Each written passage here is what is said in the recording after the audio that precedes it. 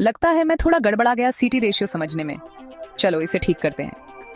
एक current transformer या सीटी जादू की तरह काम करता है ज्यादा करंट के लिए। ये ज्यादा करंट को कम आसानी से मैनेज होने वाले करंट में बदल देता है। सीटी का रेशियो हमें प्राइमरी और सेकेंडरी करंट के बीच का रिश्ता बताता है। आप इसे primary current to secondary current ऐसे लिखा हुआ देखेंगे। सेकेंडरी करंट आमतौर पर एक स्टैंडर्ड 5 एएमपीस होता है। तो अगर आपके पास एक सीटी है जिसका रेशियो 100:5 है, इसका मतलब है अगर प्राइमरी में 100 एएमपीस करंट जाता है तो आपको सेकेंडरी में 5 एएमपीस करंट मिलेगा। ये एक स्केल डाउन जैसा है जो मीटर और प्रोटेक्शन रिले के लिए जरूरी होता है।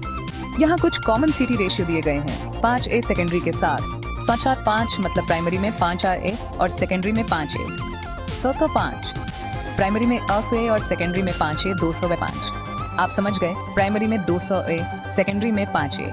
सीटी ratio energy meter, protection relay और इंडस्ट्रियल पावर डिस्ट्रीब्यूशन में बहुत महत्वपूर्ण होते हैं। तो याद रखें, 5A सेकेंडरी रेशियो का मतलब है प्राइमरी में चाहे कितना भी ज्यादा करंट हो, आपको सेकेंडरी में आसानी से नापने के लिए कम किया हुआ 5A मिलेगा। किसी खास सीटी रेशियो के बारे में सवाल हैं? कमेंट्स में लिख डालो।